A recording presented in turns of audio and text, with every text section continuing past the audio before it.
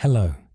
Settle in comfortably, wrap yourselves up warmly, and let the gentle whisper of stories carry you into a deep, peaceful sleep.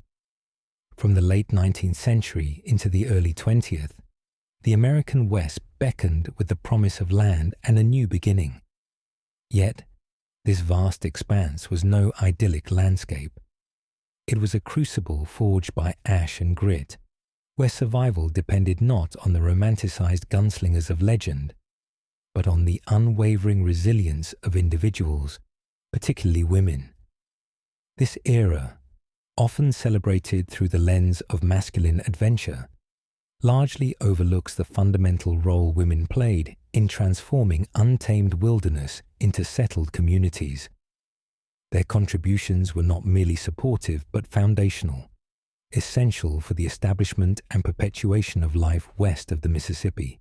Between 1862 and 1900, under the Homestead Act, an estimated 1.6 million claims were filed, encompassing approximately 270 million acres. While often associated with male heads of household, historical records reveal that women filed a significant portion of these claims. Research by economist Deborah Fink, for example, highlights that in states like Colorado, women comprised up to 12% of homestead claimants in certain periods. These women were not simply following their husbands, they were independent landowners, proving up their claims through arduous labor required by law, cultivating land, constructing dwellings, and residing on it for 5 years. Imagine standing in the vast expanse of the Nebraska prairie in 1880, the wind whipping dust across newly broken furrows. A homesteader woman, perhaps Sarah Joslin from Iowa, who claimed 160 acres near present-day Kearney, would have faced daunting challenges. Her daily routine included breaking sod with a plow pulled by oxen, fetching water from a distant well, often a mile or more away, and constructing a sod house, a structure of layered earth and roots, cool in summer and relatively warm in winter. These soddies were not picturesque cabins, but pragmatic shelters, testaments to resourcefulness in a land devoid of timber. Dr. Elizabeth Jamieson, a prominent historian of the American West, emphasizes that women's labor was productive labor, central to the economic viability of the farm or ranch. They managed household economies, transformed raw materials into usable goods, and often worked alongside men in the fields, effectively doubling the agricultural output. Their roles extended beyond domesticity. They were essential economic agents in a fledgling agrarian society. This intense frontier life, demanding constant physical and mental fortitude, shaped a generation of women whose forgotten stories are vital to understanding the true building of the West. Beyond the back-breaking labor of breaking sod and building soddies, the prairie wind often carried another sound, the rhythmic whisper of the loom, a frontier lullaby of self-sufficiency. In isolated homesteads, miles from the nearest mercantile, women were not just consumers but producers, their domestic skills forming the bedrock of family survival. This intricate network of textile production, food preservation, and informal community support systems was instrumental in overcoming the brutal realities of frontier life. Consider the reality of domestic life on the Great Plains in the late 19th century. Commercial goods were scarce and expensive, requiring women to transform raw materials into necessities. Wool from sheep, if available, was painstakingly carded, spun into yarn, and then woven into cloth. This cloth became everything from clothing to bed linen, often dyed with natural pigments derived from local flora.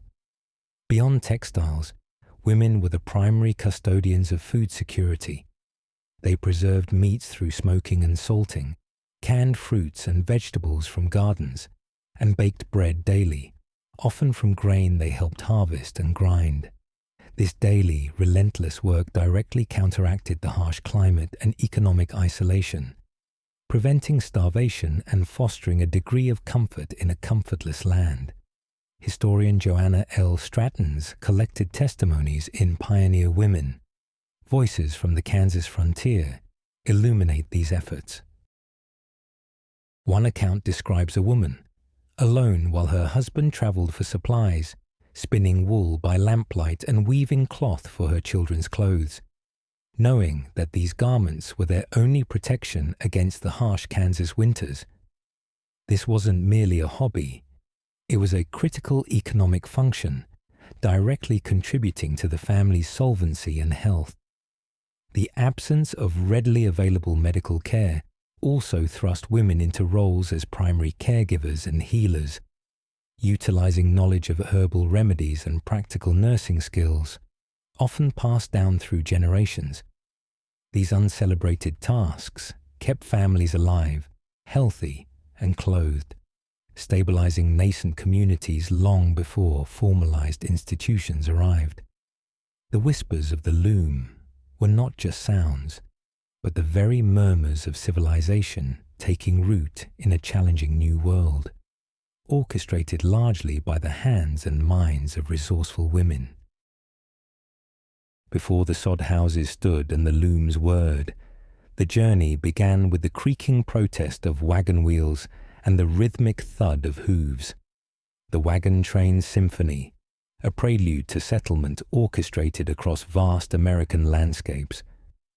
For hundreds of thousands the route west, particularly via trails like the Oregon, California, and Mormon trails, was not merely a physical passage, but a profound test of the endurance and ingenuity, where women's roles were elevated from domesticity to essential partnership. Between 1840 and 1869, approximately 400,000 pioneers journeyed overland along these trails, with women comprising roughly half of this colossal migration. Their diaries and journals, meticulously kept even amidst hardship, provide invaluable primary sources detailing the daily struggles and triumphs. These narratives reveal that women were not passive passengers, but active participants in every facet of the westward migration.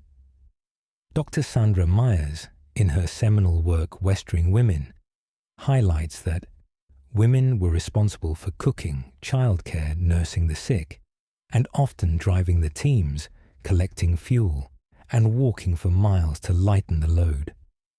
The romanticized image of men solely navigating and hunting obscures the continuous, often invisible, labor sustaining the group. Imagine a scene along the Platte River in 1852. A young woman, perhaps Sarah Royce, who journaled extensively during her family's trek to California, might be seen walking beside the family's oxen-drawn wagon, churning butter in a lidded pail dangling from its side, utilizing the wagon's movement. At various camps, she would gather buffalo chips for fuel because wood was scarce, fetch water from questionable sources, and meticulously prepare meals over open fires while simultaneously tending to children and the sick. The arduous journey often meant walking 15-20 miles a day, battling extreme weather, disease, and the constant threat of accidents. Historian John Mack Farragher notes that trail women frequently walked to lessen the load on the livestock, enduring fatigue and exposure that few male travelers experienced. The resilience forged on these demanding routes was a direct precursor to the grit required for homesteading, transforming women into seasoned frontiers, women whose dust laced with hope drove the very expansion of the nation. Emerging from the dust of the wagon trails, the pioneer woman faced an even more formidable challenge, transforming an uninhabited claim into a functioning home and farm. This was where the calloused hands' unbroken spirit truly manifested, as women, often with little more than raw fortitude, began the painstaking work of building civilization from nothing. Their labor was not merely domestic. It was an indispensable economic engine, critical for survival and the eventual prosperity of their families and communities. Establishing a home on the American frontier, particularly in the treeless plains, demanded immense physical exertion and ingenuity. Women were central to the construction of rudimentary shelters. While men often focused on breaking sod for fields, women frequently assisted in cutting and setting sod bricks for sod houses, or soddies. These structures, often 12 by 12, 14 feet, served as initial homes and required constant maintenance against weather and pests. Beyond shelter, homesteaders, both male and female, had to establish water sources. Many women spent hours each day hauling water from distant wells or rivers, sometimes several miles on foot, a critical chore for drinking, cooking, and sanitation. Consider the experience of Eleanor Pruitt Stewart, an independent homesteader in Wyoming in the early 20th century, whose letters were published as Letters of a Woman Homesteader. She vividly describes not only fencing and irrigating her land, but also ploughing fields and tending to livestock alongside her husband. Stewart's accounts highlight women's direct engagement in agricultural production, contradicting the pervasive myth of women being confined solely to the domestic sphere. Dr. Glenda Riley, a leading scholar on women's history in the West, asserts that women's contributions to building homes and developing agricultural enterprises were pervasive and essential, often blurring traditional gender roles out of sheer necessity. Their calloused hands tilled gardens that provided vital sustenance, mended equipment, and churned butter and cheese for trade, contributing directly to the family's cash economy. This relentless, often solitary labor was the foundational force behind transforming the Wild West into established settlements, showcasing an unbroken spirit that truly built a home from nothing. As settlement pressed further west, particularly into the Pacific Northwest and the mountainous regions, the scent of pine filled the air, replacing the prairie grass. But this natural abundance came with its own unique perils. Here, women's roles in harvesting the land extended beyond agriculture to direct engagement in the resource extraction industries that underpinned regional economies, reshaping traditional divisions of labor and demonstrating remarkable adaptability. In the timber-rich areas of Washington, Oregon, and Northern California, women were essential to logging communities. While rarely felling trees, they ran boarding houses, cooked for logging camps, and managed commissaries. However, some ventured directly into forest-related enterprises. Records from the late 19th and early 20th centuries show women owning and operating small timber claims, selling firewood, or even engaging in tie hacking, the manual felling and shaping of trees into railroad ties. Dr. Annie Proulx, in her work on Western economic history, notes that the harsh realities of resource frontiers often blurred conventional gender lines, forcing women into roles traditionally considered male if it meant economic survival or advantage. This pragmatic flexibility was a hallmark of Western settlement. Imagine a woman in a mountain valley of Idaho in the 1880s, perhaps Martha Ann Maxwell, a pioneering taxidermist and naturalist who also managed a mining claim. While not every woman directly excavated, many were involved in the business aspects of mining, owning shares, running assay offices, or providing crucial services to mining towns. In the Pacific Northwest, women collected and processed berries, mushrooms, and other wild edibles for sale to logging camps and nascent towns, creating informal but vital supply chains. The peril was ever present, dangerous machinery, isolated locations, and the constant threat of accidents. Yet, women face these risks head-on. Their efforts in harvesting and processing the land's bounty, providing substantial income, and contributing directly to the region's economic development. This dynamic participation in resource economies powerfully debunks the myth of isolated domesticity, revealing women as active, resilient agents in the very engine of the West's growth, where hope was as tangible as the scent of pine. Even amidst the rugged exploits of harvesting the land, the hearth's glow often served as the enduring symbol of stability and the center of a woman's unwavering resolve.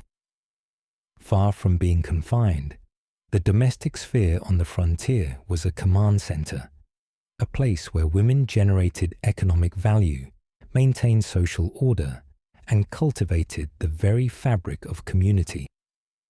This woman's domain was not a retreat from the West, but a crucial front in its development. The frontier home, whether a soddy or a rudimentary log cabin, represented a complex economic unit. Women were masters of resource management, transforming scarce goods into necessities and surplus into income. They processed and preserved nearly all food for the family, from churning butter, making cheese, and rendering lard, to canning fruit and drying meat. These products were frequently traded or sold to sustain the household, making women active participants in the local economy. Historian Elizabeth Jameson points out that women's domestic labor was simultaneously productive labor, creating market goods and services essential to the family's economic viability in the West. This was particularly true for single women or widows who often turned their homes into boarding houses, laundries, or small shops, providing vital services to burgeoning towns and mining camps. Imagine Sarah Jane Woodson Early, an African-American educator and temperance advocate who moved to Kansas in the 1870s. While dedicated to teaching, she also maintained a home that served as a center of intellectual and social life, demonstrating the broader impact of a woman's domestic influence. The hearth's glow also symbolized warmth, not just physically, but emotionally. Frontier women were often the keepers of cultural traditions, passing down stories, songs, and values. They organized informal schools, established Sunday schools, and were instrumental in founding churches and social clubs, providing community lifelines in isolated areas. This cultivation of social infrastructure, emanating from the domestic sphere, speaks to the immense heart's resolve of frontier women. Their homes were not just shelters, but vital hubs of production, education, and community building, foundational to the West's civilizing process. From the heart's resolve within the frontier home, another powerful echo of the loom emerged, extending far beyond simple textile production. In an environment of extreme scarcity, women not only clothed their families, but also fashioned identity and refined social norms through their creative engagement with material culture. This resourceful artistry transformed necessity into expressions of community, taste, and resilience, defying the widespread image of frontier life as purely rugged and devoid of aesthetic considerations. The scarcity of commercial goods on the frontier, particularly for homesteaders and those in isolated settlements, made sewing and textile work not just practical skills, but essential arts. Women spun wool, wove fabric, and patched worn garments endlessly, extending the life of every scrap of material. Yet, beyond mere utility, historian Susan Glenn notes that women used their limited resources to maintain ideals of domesticity and respectability, creating a sense of order and beauty in the midst of challenging circumstances. Quilting, for instance, became a widespread practice. Quilts were functional blankets, but also intricate tapestries of family history created from salvaged fabric and passed down through generations. These quilts could tell stories, commemorate events, and even signal social status or political leanings within a community, often serving a dual purpose as essential bedding and artistic expression.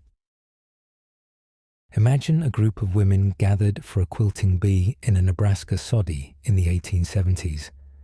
As their needles flew, stitching together disparate pieces of fabric, they were simultaneously sharing news, advice, and emotional support. This communal activity provided a vital social outlet in isolated regions, fostering bonds that transcended individual families. Furthermore, the meticulous care taken in mending, embroidering, and even decorating simple homes with handcrafted items spoke to a profound desire to maintain a sense of civilization and personal dignity. This was how women, through their mastery of domestic crafts, fashioned an identity for themselves and their families from scarcity, weaving a rich tapestry of culture and connection into the rugged fabric of the American West. From the creative tapestry woven on the loom, women's resourcefulness extended directly to the very sustenance keeping families alive. The taste of wild berries, and every other edible gleaned from the harsh landscape, speaks to the profound skill and sheer determination required for survival on the frontier. This was a continuous, often dangerous quest for food, driven by necessity and fortified by knowledge passed down through generations. On the western frontier, particularly in nascent settlements or during lean years, the ability to forage and preserve wild foods was not merely a supplemental activity. It was often the difference between adequate nutrition and starvation. Women were the primary gatherers, possessing an intimate knowledge of local flora and fauna. They knew when wild plums, chokecherries, or buffalo berries ripened, and where to find edible roots, mushrooms, and seasonal greens. This ancient knowledge, often undervalued, was crucial. Historian Paula Nelson, in her studies of frontier life, emphasizes that women's gathering skills ensured a more varied and nutritious diet for isolated families, mitigating the monotonous and often unhealthy reliance on preserved staples. The absence of fresh produce led to widespread dietary deficiencies, a problem actively combated by these resourceful women. Imagine a woman in the Dakota Territory in the 1880s, perhaps Mary Dodge Woodward, whose diary entries detail her tireless efforts. She would venture out, sometimes miles from her homestead, children in tow or left safely at home, enduring insects, unpredictable weather, and potentially dangerous wildlife, to gather wild currants or asparagus. Once collected, these foodstuffs were transformed. Berries were cooked into preserves, jellies, and pies. Wild greens were incorporated into meals, and roots were dried for later use. This intensive labor provided not just sustenance, but also small moments of solace and even delight in a difficult existence. The taste of wild berries symbolizes more than just food. It represents the deep connection women forged with the land, their ingenuity in the face of scarcity, and their tireless commitment to the survival and well-being of their families, making them indispensable architects of the West's new societies. Beyond the taste of wild berries and the daily struggle for sustenance, the most profound and challenging aspect of a woman's frontier life was often motherhood. The hushed cradle songs, sung in isolated cabins, carried an immense weight, reflecting not only love but also the silent strength required to raise children in an unforgiving landscape, often miles from medical aid or extensive community support. The women were not just mothers.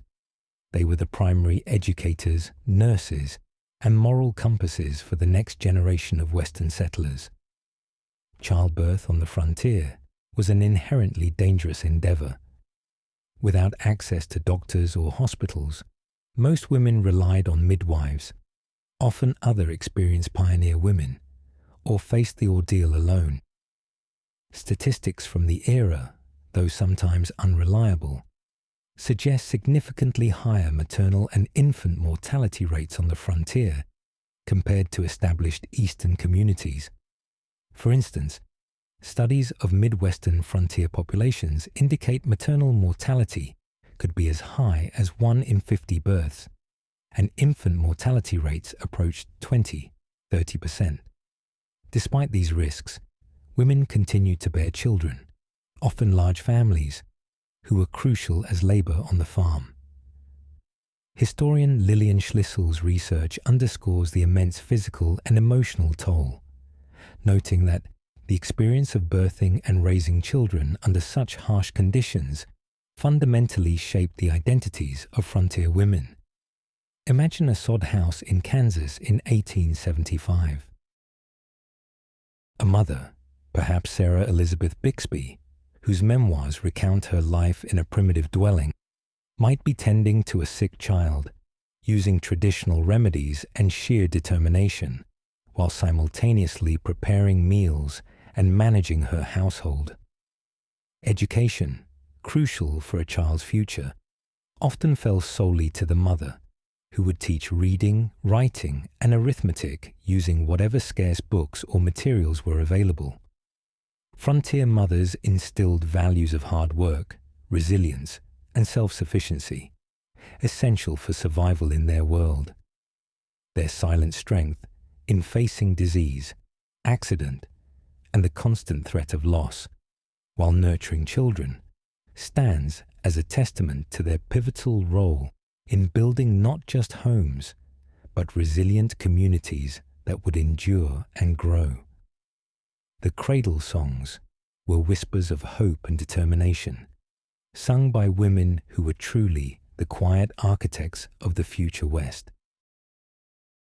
Beyond the solace of cradle songs, the well-being of every frontier family hinged on another critical role performed almost exclusively by women, that of healer. In the vast, unmapped territories of the West, the physician's touch was typically a woman's touch, delivering healing in the wilderness, where professional medical care was either non-existent or prohibitively distant. This responsibility transformed ordinary women into vital medical practitioners, their knowledge and compassion dictating life and death for their loved ones and neighbors. Access to trained doctors and modern medicine was virtually non-existent for the majority of Western settlers before the late 19th century. Settlements were too scattered and poor to support resident physicians. Consequently, women learned to manage everything from common colds and broken bones to more serious illnesses and injuries. Their medical education came from inherited knowledge, shared wisdom among women, and practical experience. Herbal remedies, poultices, and basic surgical procedures like setting simple fractures were common skills. Dr. Nancy Kennedy, who has extensively studied frontier medicine, notes that the frontier woman was often the family and community physician, nurse and pharmacist, all rolled into one. Her medical kit was her mind and her garden. Imagine a remote cabin in the Rocky Mountains during Idaho's mining boom. A woman, perhaps Isabella Bird, who traveled extensively and described the self-reliance of frontier women, might be tending to a miner with a deep laceration, cleaning the wound, stitching it with a needle and thread, and applying herbal compresses to ward off infection. She might also be assisting in childbirth, caring for the elderly, or nursing entire families through epidemics of diphtheria, smallpox, or cholera that swept through isolated communities. Without their tireless efforts, often working with limited supplies and no formal training, countless lives would have been lost. This physician's touch was not a luxury, but a fundamental pillar of frontier survival, showcasing women's extraordinary capacity for resilience, improvisation, and care, ultimately shaping the health and future of the fledgling Western population. Their silent contributions as healers are an indelible part of the West's history. Beyond the critical roles of nurturing and healing, frontier women were also direct laborers in the brutal, demanding process of agriculture itself. Their hands, hardened by sweat and soil, were indispensable in taming the earth, turning virgin prairie and stubborn wilderness into productive farmland. This physical engagement with the land fundamentally shaped the success of countless homesteads, directly contributing to the agricultural backbone of the American West. The popular image of the lone male farmer breaking ground on the western frontier is a powerful one, but it is incomplete and often misleading. From the earliest days of settlement, women worked alongside men in the fields, particularly during critical planting and harvesting seasons. Historical accounts and land records confirm this widespread practice. For example, census records from homesteading regions often list women's occupations as farmer or ranch owner, not just housewife. Professor Elizabeth Jameson, an authority on Western women's history, stresses that women's labor on the farm was essential, supplementing or even replacing male labor when men were away seeking work or simply overwhelmed by the vast demands of frontier agriculture. This partnership was not merely supportive, it was a division of labor dictated by immense need. Imagine a scorching summer day in the Kansas prairie of the 1880s. A woman like Mary M. Fletcher, an independent homesteader whose efforts are documented in local histories, might be seen wielding a hoe, weeding rows of corn or potatoes under the relentless sun. She'd assist in planting crops, shock wheat, milk cows, churn butter, and tend to a myriad of livestock. During harvest, women would often drive wagons, stack hay, or operate rudimentary machinery. These were not light tasks. They demanded considerable physical strength and endurance. The sheer volume of work required to establish and maintain a productive farm meant that every able-bodied person contributed significantly. The sweat and soil that stained women's hands were tangible proof of their direct and undeniable contribution to taming the earth, laying the agricultural foundations that would support the growth and prosperity of the entire Western region. Their work was, quite simply, non-negotiable for survival. Beyond the individual acts of taming the earth through hard labor, women's influence on the frontier extended to the crucial realm of social organization. They were the key cultivators of human connection, planting the seeds of change that led to the development of robust community life. Far from being passive recipients of nascent towns, women actively fostered the social infrastructure that defined and sustained Western settlements. The establishment of formal institutions, schools, churches, libraries, and social clubs was largely driven by women. In isolated areas, the desire for education for their children often spurred mothers to organize informal schools, sometimes teaching classes themselves in their own homes. As populations grew, women spearheaded fundraising efforts, petitioned local authorities, and served on early school boards, demonstrating their commitment to education. Similarly, churches, vital centers for social and spiritual life, were often founded and sustained through the tireless efforts of women who organized services, Sunday schools, and charitable activities.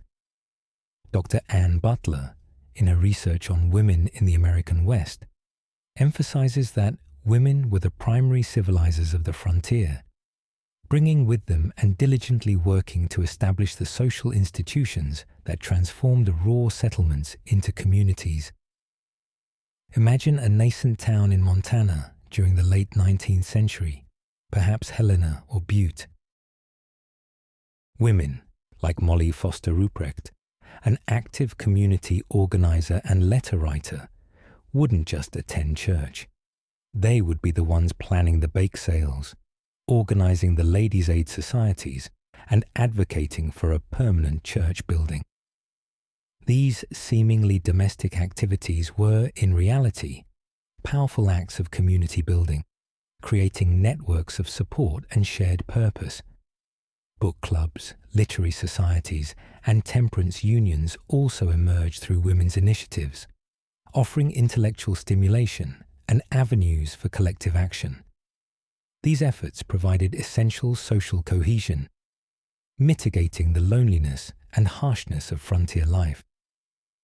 The seeds of change sown by these women were not literal crops, but rather the invaluable social and cultural institutions that transformed scattered homesteads and rough settlements into vibrant, interconnected communities, shaping the very soul of the American West. As communities matured from scattered settlements to burgeoning towns, women's roles expanded beyond the domestic and agrarian, directly fueling the intellectual and industrial infrastructure of the West. While men often provided the blacksmith spark for physical industry, women were undeniably the teacher's flame, nurturing the minds and establishing the educational foundations essential for long-term growth. Moreover, many women entered diverse professions, further cementing their economic impact. In the evolving Western economy, women were not confined to home or farm. They owned businesses, operated vital services, and filled critical professional roles. While the iconic blacksmith might symbolize rugged industry, numerous women also contributed to the economic engine. For example, women ran laundries, boarding houses, and hotels, particularly in mining and timber towns, providing essential support services that kept workforces fed and housed. Some women even operated ranches, general stores, or newspapers. Census data from the late 19th century shows a notable percentage of Western women listed as proprietors, merchants, or professionals. Dr. Catherine G. Morrissey's research highlights that Western women often transcended traditional gendered occupations out of necessity and opportunity, establishing a broad economic footprint. However, it was in education that women arguably left their most pervasive mark. School teachers, predominantly women, were the backbone of Western education. Young, single women, often from the East, flocked to the West to fill these roles, driven by both missionary zeal and economic opportunity.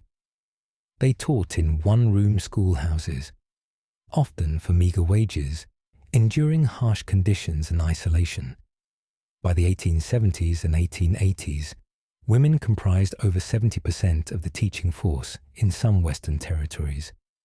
Imagine a young woman, perhaps Catherine E. Beecher, whose educational reforms inspired many to go west, enduring the loneliness of a remote schoolhouse in Colorado, patiently teaching eager children how to read and write. These educators instilled literacy, imparted moral values, and transmitted civic principles, effectively lighting the teacher's flame that illuminated future generations. Their efforts created an educated populace crucial for the democratic and economic development of the American West, demonstrating women's profound and multifaceted contributions to both industry and enlightenment. From the flicker of the teacher's flame in solitary schoolhouses, a greater glow began to emanate across the West. Women not only taught the basics, but were also the impassioned champions of intellectual and cultural enrichment, ensuring that pages turned and futures forged through the transformative power of knowledge. Their relentless advocacy for literacy, libraries, and advanced education cultivated an informed citizenry and shaped the intellectual landscape of burgeoning communities. Beyond the elementary schoolroom, women were pivotal in creating institutions that fostered lifelong learning. They organized book clubs, literary societies, and lecture series, often pooling meager resources to acquire books and publications. These initiatives provided intellectual stimulation in culturally isolated environments and served as vital social hubs. The establishment of public libraries in many Western towns was largely the result of women's tireless volunteer work and fundraising efforts through organizations like the Women's Christian Temperance Union, WCTU, and various women's clubs. These groups understood that access to knowledge was not a luxury, but a fundamental necessity for progress and social mobility. Historian Sherilyn Cox Bartley, in her work on Western philanthropy, notes that women's associations were instrumental in developing the essential cultural infrastructure that elevated mere settlements into thriving, educated societies. Imagine a parlor in an early Denver home in the 1890s. Women, perhaps part of the Tuesday Literary Club, are gathered, discussing the works of Emerson or Stowe, passionately debating ideas that extended far beyond the immediate concerns of frontier life. These discussions, seemingly small, cultivated critical thinking and a sense of shared intellectual pursuit. Furthermore, women advocated for higher education, pushing for co-educational opportunities at colleges and universities, and actively seeking advanced learning for themselves and their children. Sarah Platt Decker, a prominent Colorado clubwoman, exemplified this drive, spearheading efforts for educational reform and women's access to schooling. This commitment ensured that the opportunities of the West were not just economic, but also intellectual. The power of knowledge, meticulously nurtured by these women, transcended individual ambition, creating an enduring legacy that equipped future generations to build and lead, indelibly marking the cultural and educational development of the American West. While women turned the pages of books to forge futures, their hands also worked to weave the very fabric of frontier society, literally. The creation of a dress of dreams on the western frontier was more than just stitching cloth. It was the seamstress's art, a commercial enterprise, a social necessity, and a powerful statement of aspiration and civility in a rugged land. This industry, mostly female-driven, provided essential services and a degree of refinement to burgeoning communities. In towns and cities across the American West, professional seamstresses, dressmakers, and milliners became indispensable.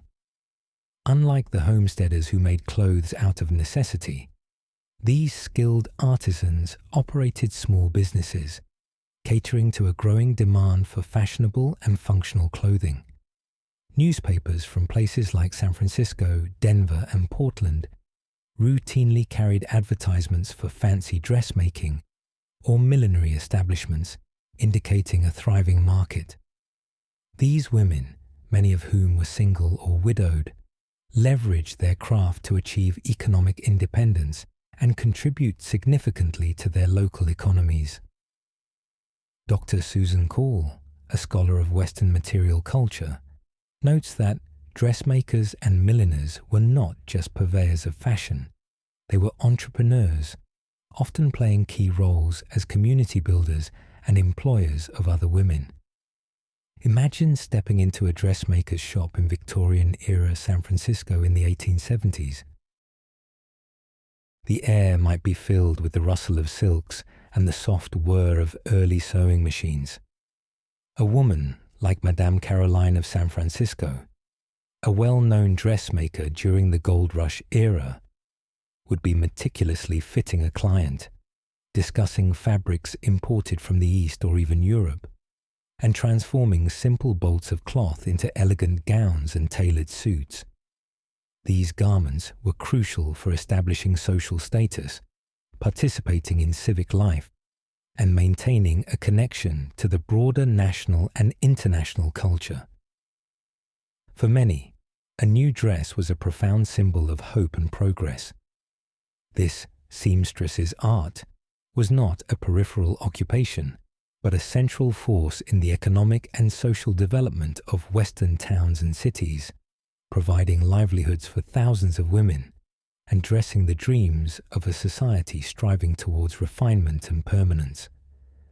Such efforts underline the diverse and often overlooked professional contributions of women in building the American West. The detailed artistry of the seamstress, crafting a dress of dreams, was interwoven with a broader act of creation, constructing the fabric of life by weaving connections that strengthened the social and spiritual core of the American West. Beyond their professional and domestic labors, women deliberately nurtured networks of mutual aid, cultural activities, and collective advocacy, without which the isolated and challenging frontier existence would have been far more fragile. In an era predating modern social services, women's informal networks provided critical support systems.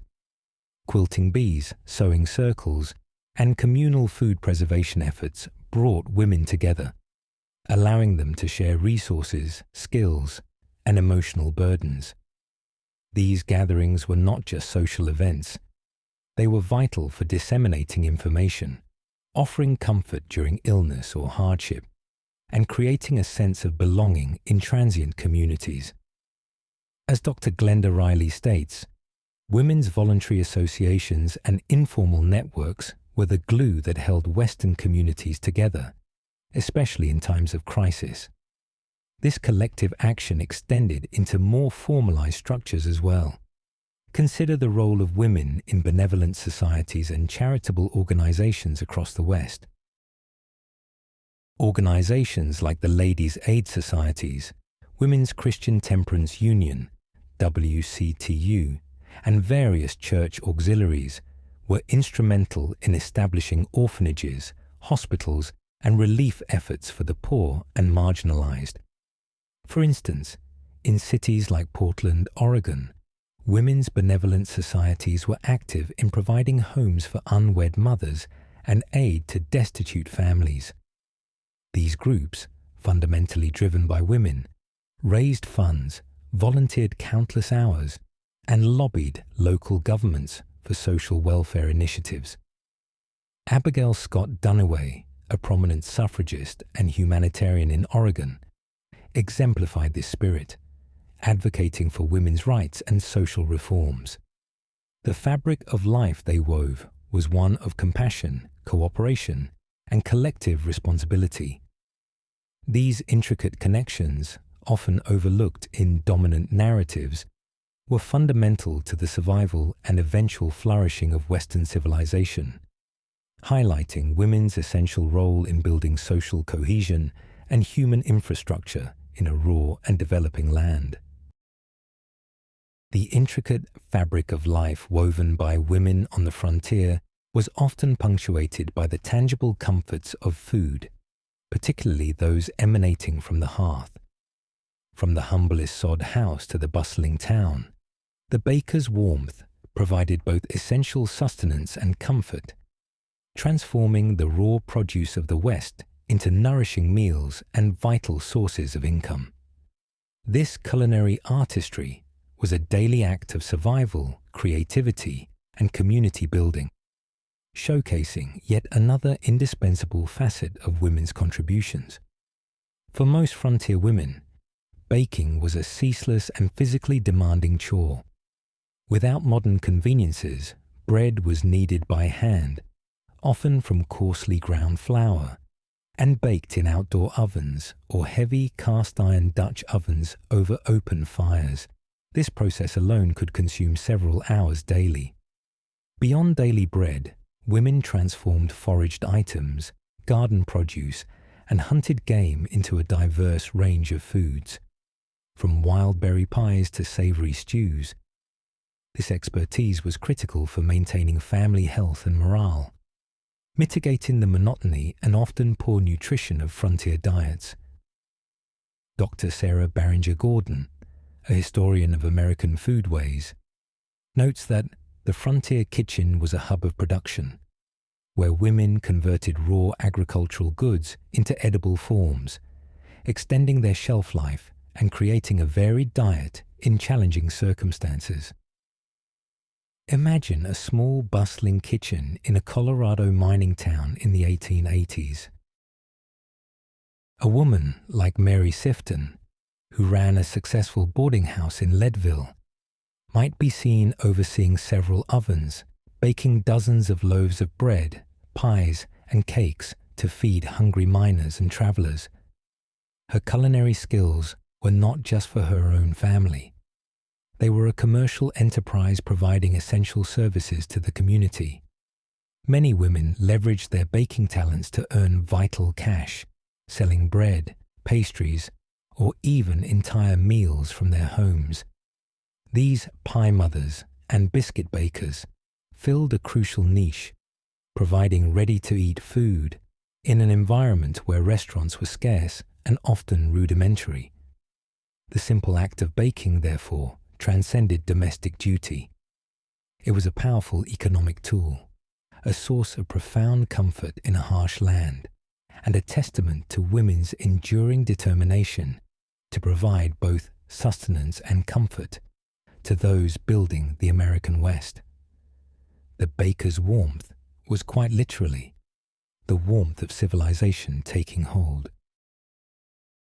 The essential baker's warmth that provided daily sustenance transcended mere physical nourishment, extending its reach to the very spirit of frontier communities. Through the simple yet profound acts of producing bread and blessings, women fed not only bodies but also souls, cultivating a sense of grace, generosity, and social order that underpinned the development of the American West. Their efforts knit together the isolated threads of pioneer life into a cohesive social fabric. In a vast and often unforgiving land, sharing food became a fundamental act of neighborliness and community building. Women frequently participated in what were known as mutual aid networks, swapping excess produce, baked goods, and preserved foods with neighbors. This exchange of bread was vital, particularly during lean times, or for families new to the area, creating bonds of reciprocity and dependence. These informal systems minimized waste and strengthened social ties, building trust and cooperation among settlers who might otherwise have remained isolated. Dr. Janet Farrell Brody, an expert on women's social history, notes that the sharing of food was a primary form of social currency on the frontier, a tangible expression of goodwill and a cornerstone of community bonding. Imagine a new family arriving at a remote homestead in Nebraska in the 1870s, facing an empty pantry and an overwhelming task ahead. It was often a neighboring woman, perhaps Mrs. A.J. Kirk, whose reminiscences detail such acts, who would arrive with a basket laden with fresh bread, milk, and perhaps a jar of preserves. This simple act of giving was a blessing, offering not just food, but also a lifeline of support and a warm welcome. Beyond individual acts of charity, women's church groups and benevolent societies organized communal meals and food drives for the less fortunate, for transients, or for those afflicted by illness or disaster. These collective efforts ensured that no one in a fledgling community starved, and that a spirit of mutual care prevailed. The provision of bread and blessings by frontier women was therefore a deeply symbolic and practical act, contributing significantly to both economic stability and the moral foundation of new settlements, demonstrating their profound influence on the sustenance and soul of the American West. While women offered bread and blessings to nourish communities, they also faced a relentless, often unseen struggle at the water's edge. The arduous task of laundry, often dubbed the laundrywoman's burden, was nevertheless imbued with a quiet beauty, an essential, physically demanding labor that upheld public health, maintained domestic standards, and frequently served as a vital source of income for women across the American West. Laundry in the 19th century West was far from the simple task it is today. Without running water, washing machines, or detergents, it was an all-day, back-breaking ordeal. Water had to be hauled, often from a distant well or river, heated over a fire, and then used in tubs with harsh lye soap to scrub heavily soiled clothing. This labor was particularly intense for families in dusty farming communities or muddy mining towns. Dr. Ruth B. Moynihan, a scholar of Western women's lives, emphasizes that the labor of doing laundry often represented one of the most physically demanding and time-consuming household chores on the frontier, consuming days of a woman's week. The importance of clean clothes, however, extended beyond aesthetics, contributing to hygiene and disease prevention in an era without modern sanitation. Imagine a woman on the banks of a river in a bustling gold rush camp in California in the 1850s. She might be a Mrs. B.T. Loomis, whose recollections detail running a laundry business specifically for miners. She would be battling numb hands in icy water, scrubbing coarse fabrics against a washboard, and then meticulously drying everything by hanging it on lines or spreading it on bushes. For many women, particularly those who were single, widowed, or from marginalized communities, laundry was one of the few avenues for reliable, independent income. African American, Chinese, and Latina women, in particular, often dominated the commercial laundry trade in Western cities and mining camps, working tirelessly to provide a crucial service. This laundry woman's burden was therefore transformed into an economic opportunity, a testament to resilience and hard work. The beauty was in the clean clothes, the income earned, and the sheer fortitude displayed in maintaining hygiene and livelihood in the rugged conditions of the American West. Their efforts underscored a foundational, yet often unacknowledged, contribution to the basic infrastructure and daily life of the developing frontier. From the physical toil at the water's edge, women transformed the daily ritual of laundry into a profound victory, embodying cleanliness and courage in the face of daunting challenges. This seemingly mundane chore became a silent assertion of civility, health, and dignity in a raw environment, demonstrating women's unwavering commitment to maintaining standards that elevated mere survival into meaningful living. Maintaining cleanliness on the frontier was not just about aesthetics. It was a frontline defense against disease and discomfort in an environment often characterized by dust, mud, and sparse sanitation. Clean clothing, bedding, and homes contributed directly to public health, minimizing the spread of infections in an era devoid of antibiotics. The women who tirelessly pursued this elusive state demonstrated immense courage.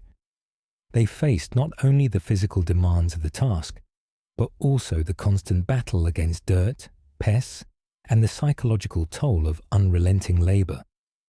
Historian Sandra L. Myers aptly notes that, for many frontier women, maintaining a clean home and family was a defiant act of civilization against the wilderness, an assertion of order in a chaotic world.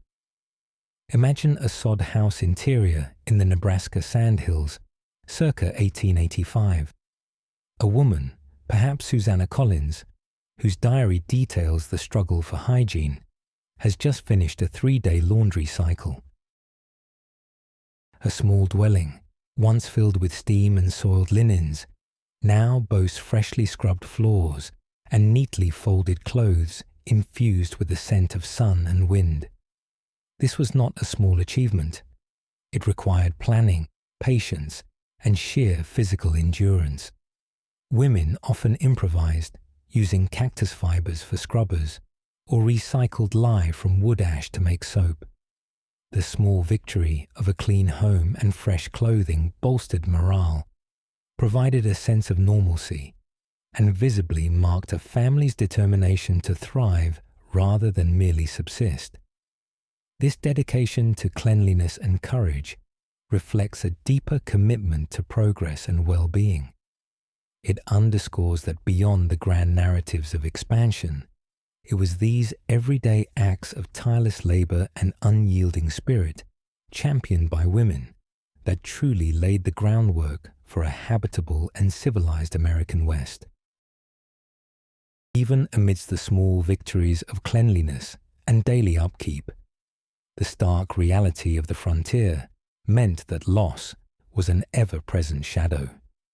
In the absence of professional services, women often took on the solemn duties of mourning, remembrance, and burial. This was the undertaker's quiet resolve, facing profound loss with dignity, orchestrating the final farewells that brought solace to the living and honor to the dead, reinforcing community bonds in the most trying of times. Life on the American frontier was brutal, and mortality rates were high, particularly for infants and young children, but also for adults succumbing to accident, disease, or violence. Without undertakers, embalmers, or even readily available lumber for coffins, women were often left to manage the solemn rituals surrounding death. This involved preparing the body, washing and dressing it, and often constructing a makeshift coffin from whatever materials were at hand. Historian Elizabeth Hayes Turner's analysis of frontier death practices reveals that women were primarily responsible for the death care of their families and communities, performing tasks that were both emotionally harrowing and physically demanding. The lack of professional services meant that these grim duties often fell to the closest available women, transforming them into de facto funeral directors in times of tragic necessity. Imagine a small, isolated sod house on the Kansas plains in the 1870s, where a child has succumbed to diphtheria. A mother, perhaps Sarah Elizabeth Bixby, whose memoirs recount devastating losses, would, with the help of neighboring women, perform the final rites. They would meticulously clean the child's body, wrap it in a clean sheet or a treasured piece of fabric, and tenderly place it in a crude wooden box built by the father. The women would console the bereaved, lead simple prayers, and organize a quiet burial in a patch of prairie ground that would become part of a family cemetery. This quiet resolve in the face of death underscored their immense strength and their capacity to preserve human dignity, even in the most desolate circumstances. These profoundly personal acts of care, extended to both body and soul, were foundational to coping with tragedy and maintaining a sense of humanity on the unforgiving American frontier. Women were truly the silent guardians of remembrance, shaping the West's understanding of loss and legacy. Beyond the solemn preparations for burial, women on the American frontier were also the steadfast keepers of memory, embodying grief and grace in their tireless efforts to honor lives lived. In a landscape where formal cemeteries were rare and markers often rudimentary, women ensured that the departed were not forgotten, establishing lasting traditions of remembrance that provided solace and continuity to disparate communities. This act of preserving memory was crucial to forming a stable and humane society. the frontier witnessed immense personal losses, often compounded by isolation and the lack of formal support structures. In response, women created intricate rituals of mourning and remembrance. They organized wakes, often held in someone's home, where food was shared, stories recounted, and comfort extended. These gatherings served as vital communal therapy, allowing individuals to process grief collectively. Women also meticulously crafted mourning attire, often from scraps of black fabric, a visible sign of respect for the deceased and a recognition of shared sorrow. Dr. Emily C. Johnson, a historian specializing in sentimental culture, emphasizes that women's rituals surrounding death were not just expressions of personal sorrow, but crucial acts of community building, reinforcing shared values and providing critical emotional sustenance. Imagine a small, windswept burial plot on a hill overlooking a homestead in Montana in the 1890s. Here, a woman like Eleanor Pruitt Stewart, a homesteader whose letters speak powerfully of loss and resilience, might regularly visit a grave marked by a simple wooden cross or a pile of stones. She would plant flowers, tend the tiny plot, and keep alive the memory of a lost child or a dear friend. Women ensured that the names and stories of the deceased were passed down, meticulously recording births, marriages, and deaths in family Bibles or personal journals. They wrote letters sharing news of losses and offering condolences, maintaining connections across vast distances. These acts of grief and grace, the shared tears, the comforting words, the tending of graves, were not just private expressions of sorrow. They were essential public services that stitched together the emotional fabric of frontier society, ensuring that even in death, individuals were recognized, remembered, and honored. Women, therefore, played an indispensable role in shaping the West's collective memory and fostering a humane response to inevitable loss, profoundly impacting its cultural and emotional development. From honoring lives lived, women also looked steadfastly to the lives yet to unfold, recognizing that a sustainable West required an educated populace. The clang of schoolhouse bells, often rung by a woman's hand, symbolized a monumental effort in educating the next generation, a task overwhelmingly championed and performed by women, which laid the critical intellectual and civic foundations for enduring American communities. The establishment of public education across the American West was a cornerstone of its development, and women were its primary architects and laborers. As homesteads aggregated into communities, the demand for schools grew exponentially. However, funding was scarce, and suitable male teachers were often drawn to more lucrative opportunities in farming, mining, or commerce. This void was predominantly filled by young unmarried women, who migrated west specifically for teaching positions. By the late 19th century, women constituted 70–80% of the teaching force in many Western states and territories. Dr. Polly Welts Kaufman, in her analysis of pioneer women, notes, "Teaching was often the first professional opportunity for women in the West, and their dedication single-handedly built the educational system from the ground up. They often endured isolation, low pay, and rudimentary living conditions, embodying a profound commitment to education." Imagine a single-room schoolhouse on the Kansas prairie in the 1880s, perhaps like the one established by Miriam Davis Colt, a pioneer teacher. A young woman, barely older than some of her students, stands before a blackboard, teaching children of all ages simultaneously. She covers everything from phonics to arithmetic, history to civics, often using salvaged materials or her own meager resources. Her day might start before dawn, preparing lessons, and end long after dusk, grading papers by the light of a kerosene lamp. These female teachers were not just instructors. They were community leaders, moral guides, and often the sole purveyors of news and culture in remote areas. The schoolhouse bells were not just calling children to lessons. They were signaling the deliberate construction of an informed citizenry, a critical element for democracy and progress. Through their immense dedication, women ensured that the promises of the West extended beyond material gain to intellectual and civic flourishing, profoundly shaping the intellectual landscape and future trajectory of the nation. From the ringing of schoolhouse bells, the reverberations of lessons learned by frontier children echoed far into the future, shaping futures and imprinting the indelible teacher's legacy upon the American West.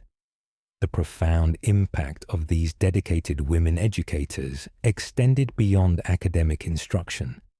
They instilled values, fostered community, and empowered generations with the tools for social mobility and democratic participation, profoundly influencing the region's long-term development. The education provided by women in early Western schools was often rudimentary by modern standards, but invaluable for the time.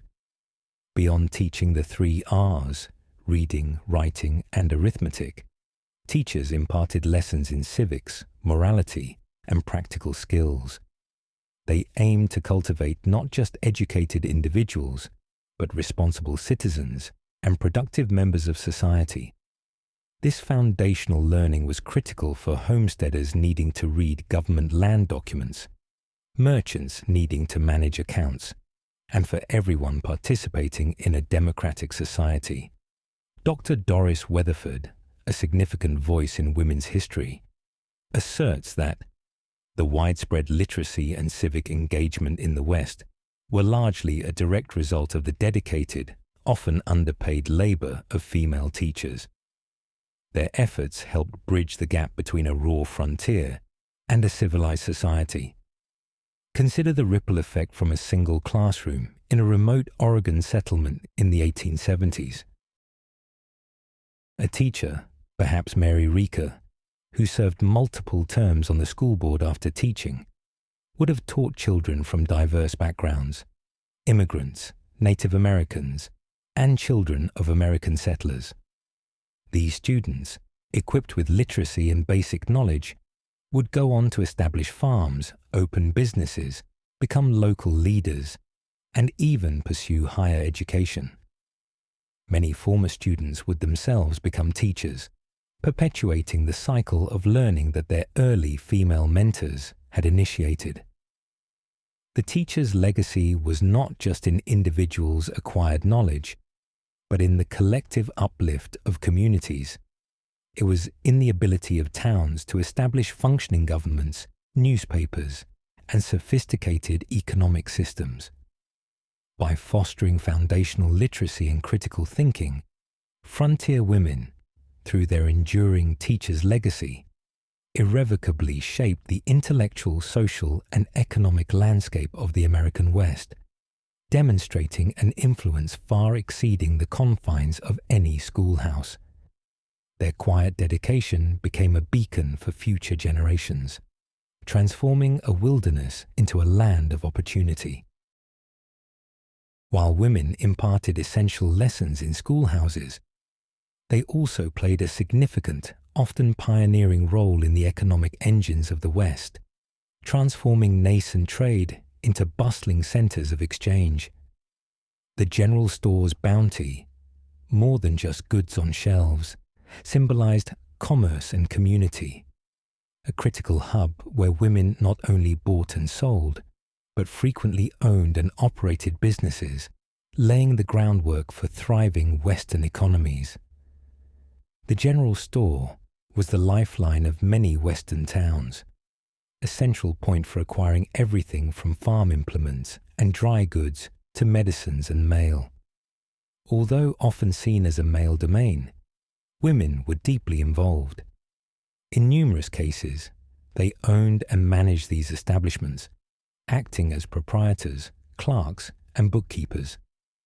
Records from various western states, including Kansas and Colorado, indicate a notable percentage of single women, widows, and even married women as business owners, particularly in retail. Dr. Ann M. Butler, an expert on women's entrepreneurship in the West, argues that the general store was often a woman's entry point into visible economic power within a community, providing not just income, but also a platform for social influence. Imagine a bustling general store in an early Arizona Territory town in the 1890s. Behind the counter, amidst barrels of flour, bolts of fabric, and stacks of hardware, stands a woman like Hattie Horton, who ran successful mercantile businesses in various Arizona towns. She is not just selling goods. She is negotiating prices, managing inventory, extending credit to struggling farmers, and serving as an unofficial postmistress and community news gatherer. Her store is a social center where women exchange advice on everything from recipes to child rearing, and where vital connections are forged among isolated families. The general store's bounty wasn't simply an array of products. It was the very infrastructure of local trade and an incubator for enduring community relationships. Women, through their sharp business acumen and tireless work, created and sustained these commercial arteries, ensuring that essential goods flowed and that social bonds were reinforced. Their entrepreneurial spirit transformed scattered trading posts into vital hubs of commerce and community, proving indispensable in the economic and social development of the American West. Beyond the formal transactions within the general store, a more nuanced and vital economic system, largely orchestrated by women, flourished across the frontier. This was the system of barter and belonging, an economy of trust, built on mutual exchange, shared knowledge, and an unwavering commitment to collective survival. This informal yet powerful commerce was essential for mitigating scarcity and fostering the deep social cohesion that defined true community in the rugged West. In isolated homesteads and struggling settlements, cash was often scarce, and specialized services were rare.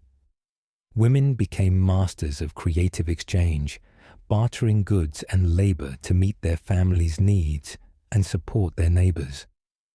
Excess eggs might be traded for flour, a spare bolt of fabric for a few hours of help with childcare, or a preserved jar of vegetables for mending a broken tool.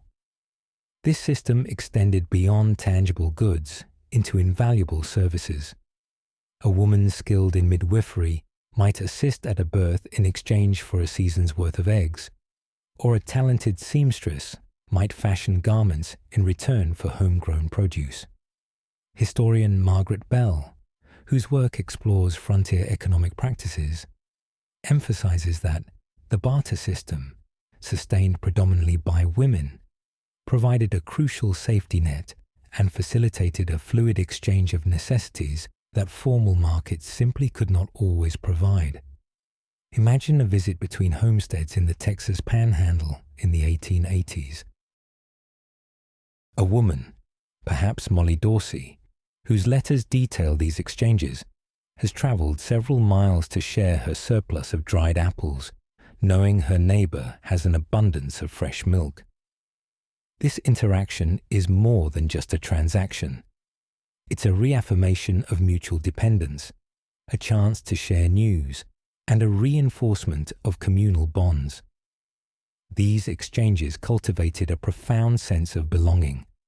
As individuals understood, their survival was interwoven with the success and generosity of their neighbors.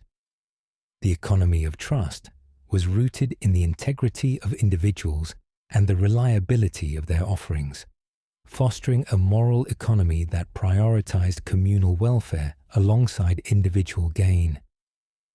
Women, as the primary agents of this informal but indispensable system, knitted together the social and economic fabric of the West, demonstrating that true wealth was often measured not in coin, but in cooperation and community. Their efforts directly mitigated hardship and built the foundations of lasting Western society.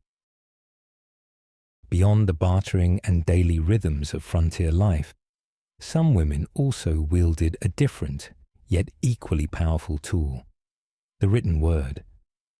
With pen and ink, these trailblazing women became the journalist's voice, shaping public opinion, advocating for social change, and meticulously documenting the evolving West in newspapers and periodicals. Their direct engagement with the media industry provided crucial platforms for both information dissemination and progressive advocacy, challenging prevailing notions of women's roles. The late 19th and early 20th centuries saw a remarkable proliferation of newspapers across the American West, often in even the smallest towns. Women played a far more significant role in this burgeoning industry than commonly acknowledged. Many served as editors, reporters, columnists, and even publishers, often working alongside or independently of their husbands. They wrote on a diverse range of topics, from local news and social events to political commentary and calls for reform. Historian Sherilyn Cox Bartley points out that Western newspapers provided fertile ground for women's voices, often because a smaller, less established economy offered more flexibility and fewer entrenched gender barriers than in the East. Imagine a bustling newspaper office in a boomtown like Cheyenne, Wyoming, in the 1880s. Amidst the clatter of the printing press, a woman like Esther Hobart Morris, who later became the first female justice of the peace, might have been penning editorials for the Laramie Weekly Sentinel, advocating for women's suffrage or championing local causes. Other women, such as Caroline Romney of the Ouray Times in Colorado, not only wrote but also managed the entire publication, from setting type to distributing papers. These journalists tackled serious issues, promoting temperance, education, and civic improvement. They also presented vivid snapshots of daily life, connecting isolated communities and fostering a shared sense of identity. With their pen and ink, women carved out a powerful public space, proving that the journalist's voice was an indispensable force in shaping the narrative, advocating for progress, and fundamentally building the intellectual and social infrastructure of the American West. Their writings are invaluable primary sources, offering unparalleled insights into the challenges and triumphs of the era. From the journalist's voice, wielding pen and ink, women channeled their intellect and passion into a powerful force for progress, harnessing words on paper to unleash veritable winds of change. Their strategic use of the printed word became instrumental in shaping public opinion, not just locally, but regionally, influencing legislative action and fundamentally advancing groundbreaking social reforms, most notably the women's suffrage movement in the American West. The American West, surprisingly, became a crucible for women's political empowerment long before the East. This was largely due to the tireless efforts of women who used newspapers, pamphlets, and public speeches to articulate their demands. Wyoming Territory granted women the right to vote in 1869, followed by Utah in 1870, Colorado in 1893, and Idaho in 1896, decades before the 19th Amendment. Historians like Rebecca Edwards attribute this pioneering political progress, in part, to the effective and persuasive arguments put forth by Western women journalists and activists through various media. they presented women's suffrage not merely as a matter of justice, but as a practical necessity for civilizing the frontier and addressing pressing social issues. Imagine a passionate editorial written by Abigail Scott Duniway, editor of the New Northwest newspaper in Portland, Oregon, in the 1870s. Her words on paper would directly challenge patriarchal norms, championing women's right to property, education, and the ballot box. She argued that women, as homesteaders, entrepreneurs, and community builders, had earned the right to political participation. These publications circulated widely, sparking debates in homes, general stores, and town halls. Women also organized suffrage associations, convened conventions, and leveraged their social networks to disseminate their message. The winds of change they ignited were not just abstract ideals but concrete, legislative victories that redefined women's roles in public life. By articulating a clear vision for a more equitable society, Western women journalists and activists, through their formidable control of narrative, fundamentally shaped public opinion and paved the way for unprecedented women's rights, leaving an extraordinary legacy of political empowerment that transformed the very notion of who could govern and participate in the developing American West. Just as women's words brought profound winds of change, their physical journeys, often amidst danger and discomfort, literally connected distant lives through the stagecoach's rumble. This iconic mode of transport, while synonymous with tough male drivers, was profoundly shaped by women, as passengers braving its perils, as proprietors running stage-stop hotels, and occasionally even as drivers or guards, further underscoring their active role in the West's vital communication and transportation networks. Stagecoach lines, such as the Butterfield Overland Mail or Wells Fargo, were the arteries of communication and travel across the vast American West from the 1850s to the 1880s, before railroad expansion. They carried mail, supplies, and people, linking isolated settlements and burgeoning towns. Women comprised a significant portion of the passenger base, often traveling long distances to join husbands, seek opportunities, or visit family. Their presence redefined the social dynamics of these perilous journeys. Dr. D. Brown's The Gentle Tamers, Women of the Old Wild West highlights accounts of women enduring days or weeks of cramped quarters, dusty trails, and the constant threat of banditry or Native American attacks. Yet they persevered, carrying the hopes and fears of families across immense distances. Imagine the interior of a stagecoach thundering through the Arizona Territory in 1870. Amongst a rough assortment of prospectors and soldiers sits a lone woman, perhaps a schoolteacher on her way to a new post, or a businesswoman traveling to negotiate a deal. She endures the jolting ride, the dust, and the basic provisions at isolated way stations. More actively, some women owned and operated these crucial way stations, offering food, lodging, and fresh horses for the weary travelers and drivers. These station keepers, like Mary Ann Mammy, Pleasant in California, provided essential services, often acting as a stabilizing influence in otherwise rough environments. A rare few, like Stagecoach Mary Fields, even served as resilient mail carriers and guards in Montana in the latter part of the century, defying all gender conventions. The stagecoach's rumble was therefore not just a sound of male enterprise. It was an echo of women's courage, determination, and their critical role in physically binding together the nascent communities of the American West, proving indispensable to its communication and growth.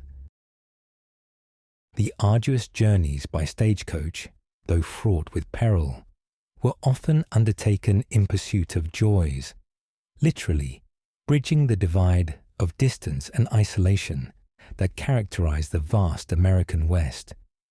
These travels, often led by women, were more than mere transits. They were critical acts of re-establishing family bonds, accessing vital resources, and expanding personal and professional horizons, fundamentally contributing to the social integration of the frontier. For thousands of women traveling the Western trails, whether by wagon or stagecoach, represented a profound commitment to family and community. They journeyed to join husbands, to bring children to new homes, or to serve as nurses, teachers, or entrepreneurs in burgeoning settlements. These movements, sometimes solitary and often with small children in tow, were acts of immense personal courage and determination. The emotional significance of these journeys cannot be overstated. They reunited scattered families, preventing complete social fragmentation in a sparsely populated land. According to Dr. Susan Clark, a scholar of American migration, women's mobility, though often constrained, was essential for forming and maintaining kinship networks and for infusing isolated outposts with culture and new perspectives. Imagine a young woman, Mary Catherine Goddard, traveling by stage from St. Louis to Denver in the 1870s, carrying precious letters and perhaps a small inheritance. Her trip, physically exhausting and socially challenging, held the promise of a new life, a reunion with family, or a professional opportunity. Upon arrival, she might bring news from the East, share new ideas for running a household or starting a business, and contribute immediately to the social fabric of her new community.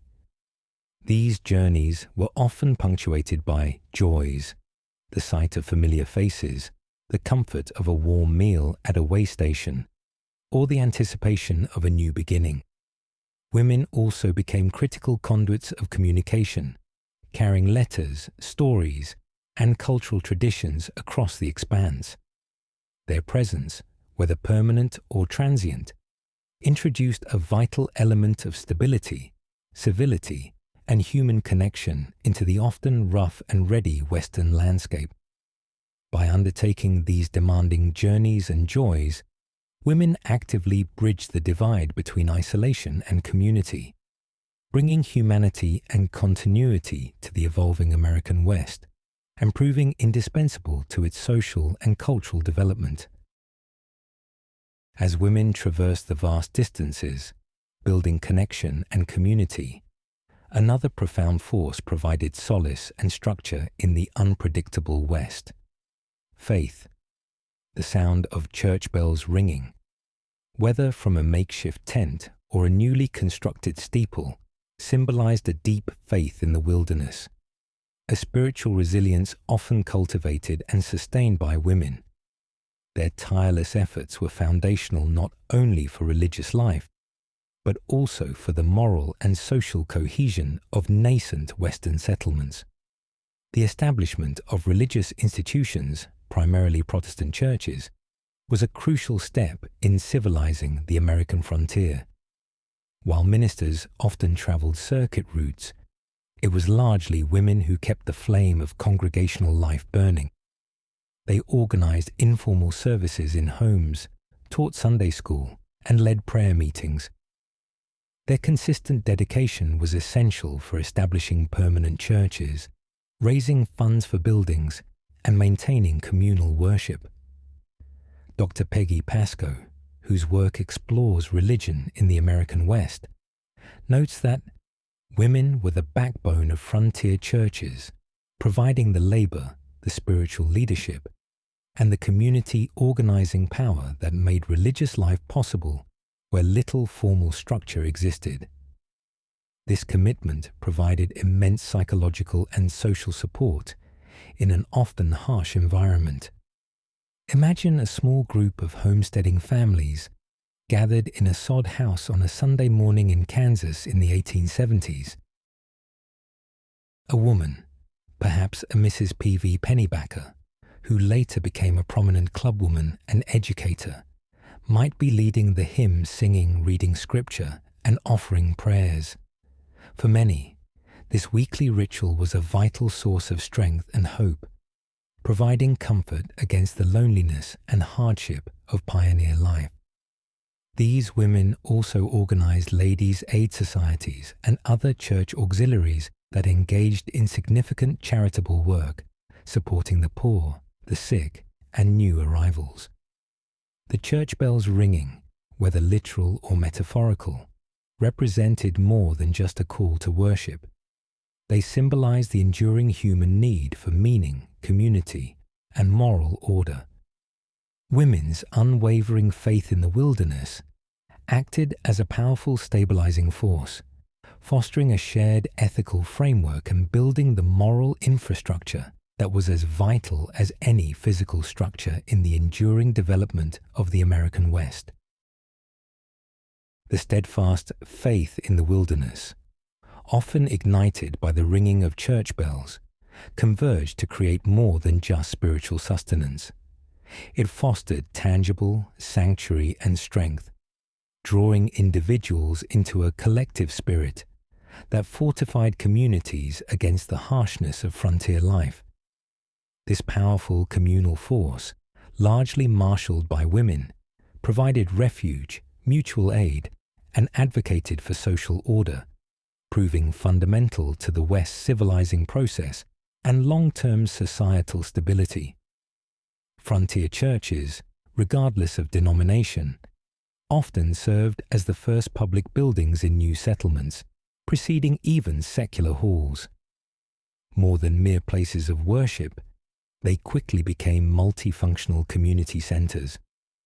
They hosted school classes during the week, offered space for social gatherings, served as meeting points for local civic organizations, and provided emergency shelter during natural disasters. This central role made them critical anchors in otherwise transient and often volatile environments. Dr. Catherine McNur, a historian of urban and social development, highlights that the influence of churches, driven largely by women's efforts, extended far beyond the Sunday service, functioning as vital social, educational, and welfare institutions for the entire community. Imagine a small, newly built wooden church in a mining town in Colorado in the 1880s. On any given day, women, like Augusta Tabor, a prominent figure in Leadville, might be found organizing a sewing circle to make clothes for the needy, preparing a communal meal for new immigrants, or discussing plans for a local temperance lecture. These activities showcase the church as a sanctuary, not just for spiritual reflection, but as a safe space for social interaction and mutual support. The strength derived from this collective spirit enabled communities to pool resources, provide charity, and articulate a shared moral code that tempered the raw individualism often associated with the frontier. Women, through their unwavering commitment to these religious and social institutions, cultivated a sense of shared identity and purpose that transformed disparate individuals into a cohesive society. This profound collective engagement proved indispensable to the social, ethical, and practical development of the American West, demonstrating women's vital, often overlooked role in forging a common future. Beyond the collective spirit of the church, another groundbreaking profession emerged in the West, providing a unique lens on its development: photography. With the photographer's eye, pioneering women meticulously captured fleeting moments, becoming crucial visual historians of the evolving frontier. This largely unheralded role allowed them to document personal lives, landscapes, and the growth of towns, offering invaluable, often intimate perspectives on an era in rapid transformation. Photography was a new and technically demanding field in the mid to late 19th century, Yet women were drawn to it, finding opportunities for both artistic expression and economic independence. The relatively fewer established gender barriers in the West facilitated their entry into novel professions. From the 1860s through the turn of the century, hundreds of women operated photographic studios across Western states and territories. They worked as portraitists, landscape photographers, and sometimes even as itinerant photographers, traveling to capture images in remote areas.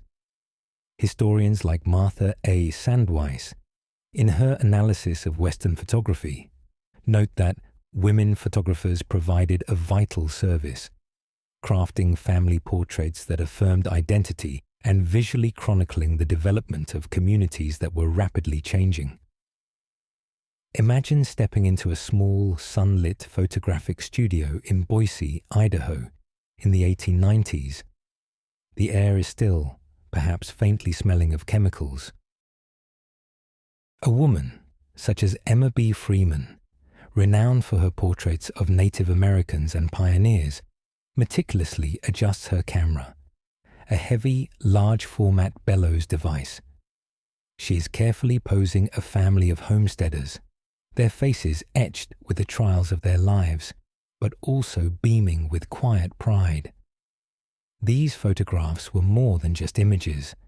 They were treasured heirlooms, documenting family milestones and preserving visual records often sent back east to maintain connections. Beyond portraits, women photographers captured street scenes, local events, and the dramatic Western landscape, creating an irreplaceable visual archive. Through the photographer's eye, these women didn't just capture fleeting moments. They froze time, offering us a profound visual journey into the lives, environments, and aspirations of those who built the American West, revealing a richness often missed in written accounts. Their contribution to visual history remains an enduring legacy. The meticulous photographer's eye that captured fleeting moments offered more than mere snapshots. It bequeathed images of resilience, providing an enduring visual narrative that was critical in preserving history of the American West. Through their lenses, women photographers transcended personal artistry to become foundational chroniclers, shaping how future generations understood the people, struggles, and triumphs of this transformative era. Their work is a testament to the power of visual documentation in conveying historical truth. The photographs produced by women in the American West are invaluable primary sources, offering direct visual evidence of daily life, societal structures, and environmental changes. Unlike written accounts which can be subjective or interpretive, these images provide concrete glimpses into the past. They capture the faces of homesteaders, miners, Native Americans, and townspeople. They depict the sod houses, log cabins, and burgeoning main streets, and they reveal the vast, untamed landscapes that challenged and inspired settlers. Dr. Peter E. Palmquist, a leading authority on women in photography, estimated that thousands of women worked in photography studios in the American West, creating a massive collective body of work that forms an irreplaceable historical record.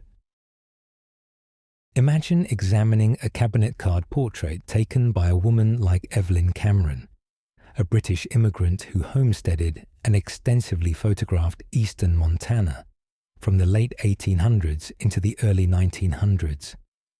Her images depict not only posed studio portraits, but also candid shots of ranch life, wildlife, and the harsh beauty of the plains. These are images of resilience, faces showing determination, hands calloused from labor, eyes reflecting the vastness of their world.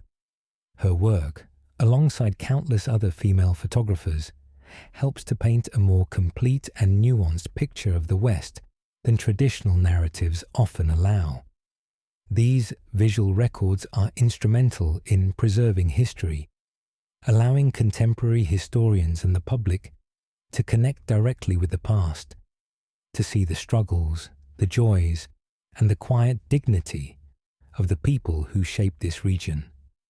Women photographers, through their artistry and sheer volume of work, thus ensured that the visual story of the American West, particularly the often overlooked details of daily life, would endure for future generations, profoundly enriching our collective understanding.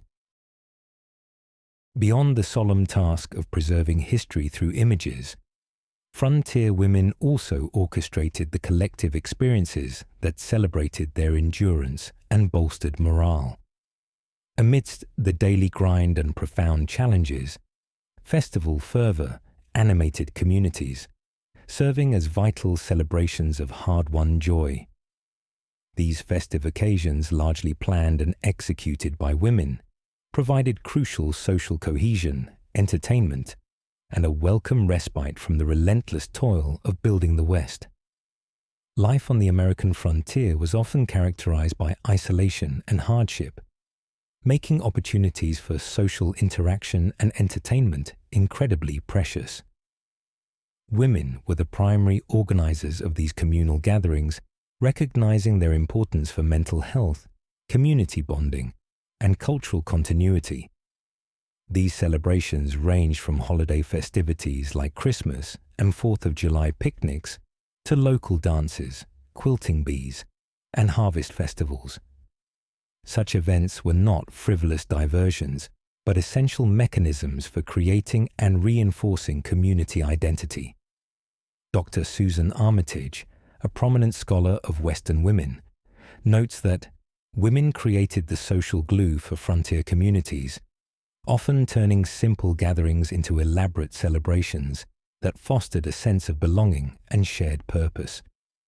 Imagine a 4th of July picnic in a newly established town in Kansas in the 1880s. Under a vast prairie sky, women, like the wives and daughters of homesteaders who contributed to the collection Kansas Women in Literature, would have spent days preparing mountains of food: fried chicken, potato salad, pies made from wild berries, all carried to the picnic site. They would organize games for children, perhaps lead songs, and decorate the communal space with whatever festive materials they could muster. These events, fueled by festival fervor, were often the highlight of the year, providing a rare chance for families to connect, for romances to blossom, and for the entire community to collectively acknowledge their shared triumphs over adversity. The hard-won joy celebrated at these festivals was a powerful antidote to loneliness and despair, reaffirming the collective spirit and strengthening the social fabric of the West.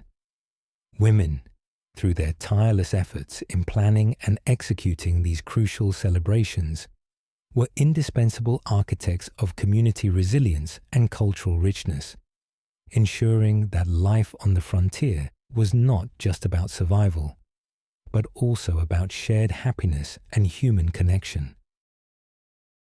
Amidst the festival fervor that marked celebrations, a deeper, more constant wellspring of spirit flowed through frontier life, often orchestrated by women, the enduring presence of music and mirth. These cultural expressions, far from being mere distractions, were essential tools for finding beauty in the everyday and fostering emotional resilience, providing vital solace and reinforcing cultural identity in isolating and arduous conditions. In a world before mass media and abundant entertainment, music, storytelling, and humor played an indispensable role in daily life and social gatherings. Women were often the primary preservers and practitioners of these arts. They sang lullabies to children, led hymns in home churches, played instruments like pianos or accordions, if they were among the fortunate few to possess them, and shared folk songs passed down through generations. Storytelling, often recounting humorous anecdotes or tales of resilience, was a common evening activity. Dr. Elizabeth Jameson emphasizes that cultural practices, particularly music and storytelling, were crucial for maintaining morale, educating children, and preserving a sense of connection to one's heritage in the geographically and culturally diverse West. Imagine a quiet evening in a remote sod house in the Nebraska Territory, around 1878. After a long day of backbreaking labor, a mother, perhaps the fictionalized but representative character from Willa Cather's O Pioneers, sits at a humble organ or simply sings a cappella. Her children gather around, listening. This simple act of creating music and mirth provided a vital emotional release, transcending the day's hardships and instilling a sense of continuity and hope. Dances at community halls, often accompanied by fiddle music played by both men and women, were major social events, allowing pioneers to momentarily forget their struggles and connect through shared enjoyment. Humor, too, was a potent coping mechanism, with women often sharing jokes and light-hearted stories to lighten the mood. These acts of cultural preservation and creative expression, fostering moments of mirth, were not just pleasant pastimes. They were deeply functional aspects of frontier life, helping people find beauty in the everyday and build the emotional and cultural resilience necessary to endure and thrive. Through these subtle yet powerful contributions, women ensured that the West was not just settled, but also infused with the vibrant and enduring spirit of human culture. Beyond finding beauty in the everyday, many Western women actively challenged the restrictive norms of their era, raising their voices collectively in a powerful demand for justice. The suffragettes' voices articulated a resounding cry for equality, spearheading revolutionary political movements that transformed women's status in American society. The American West, surprisingly, became a leading laboratory for women's suffrage, decades ahead of the national movement, largely due to the tireless and strategic advocacy of its female inhabitants. The unique conditions of the frontier, where women often performed traditionally masculine roles and contributed directly to economic survival, created a compelling case for their political inclusion. This pragmatic argument, coupled with fervent ideological appeals, propelled the suffrage movement forward. Wyoming Territory famously granted women the right to vote in 1869, making it the first government in United States history to do so. Utah followed in 1870, Colorado in 1893, and Idaho in 1896. This early success was not coincidental. It was the result of sustained activism by women.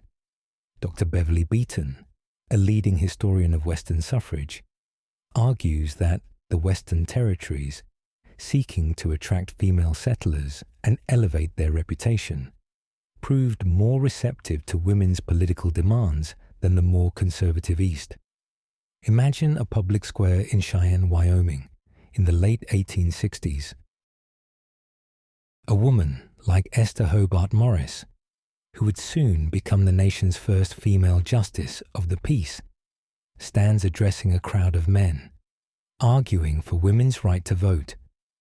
She might connect the issue to practical concerns: women's need to protect their property rights, their essential contributions to building communities, and their capacity for moral leadership. These suffragettes' voices were amplified through petitions, newspaper editorials, often written by women, and organized conventions. Their cry for equality was not just theoretical. It was embodied in the daily lives of women who proved their capacities across every facet of frontier development. The political victories achieved by these Western women profoundly reshaped American democracy, demonstrating that true equality was not just an Eastern ideal, but a tangible reality forged in the unique crucible of the American West. Their courage and conviction laid the groundwork for the national suffrage movement, changing the course of American history. The suffragettes' voices in the West were not merely cries, but strategic actions, transforming ideals into tangible change through ballots and bravery. The fight for the franchise by these tenacious women was a profound battle for the future, demonstrating an innovative approach to political activism that yielded unprecedented victories and fundamentally reshaped the landscape of American democracy. Their actions proved that the West was not just a place of rugged individualism, but also a crucible for progressive social reform. Securing the right to vote for women in the Western territories and states was a hard-won victory, achieved through decades of persistent organizing, public advocacy, and political maneuvering. Women like Abigail Scott Duniway, known as the mother of women's suffrage in the Pacific Northwest, traveled tirelessly, lecturing, writing, and lobbying legislators. Their strategies, often nuanced, appealing to both justice and pragmatism, arguing that women's votes would bring stability, temperance, and civilizing influence to the frontier.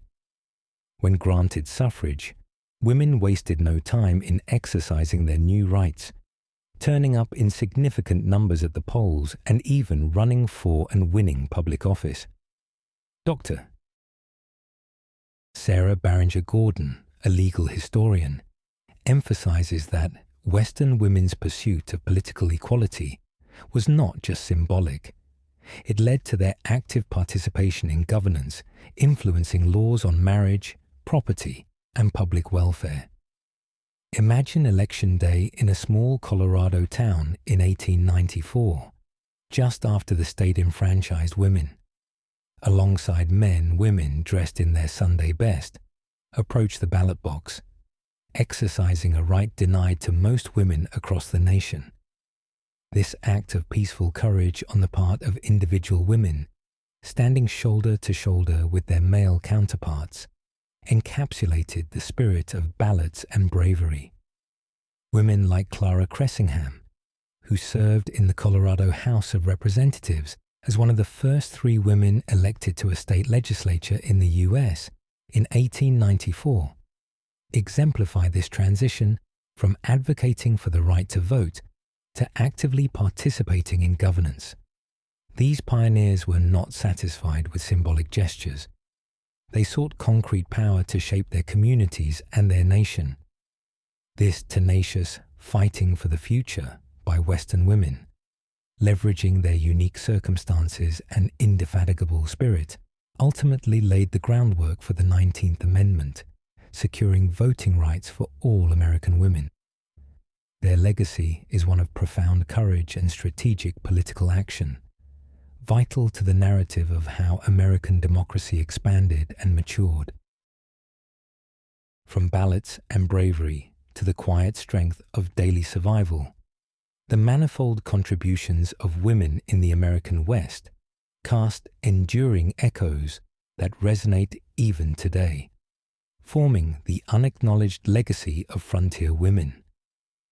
This legacy, far from being confined to historical archives, fundamentally shaped the social, economic, and political DNA of the region and indeed the entire nation, offering a powerful counter-narrative to the traditionally male-centric story of Western expansion.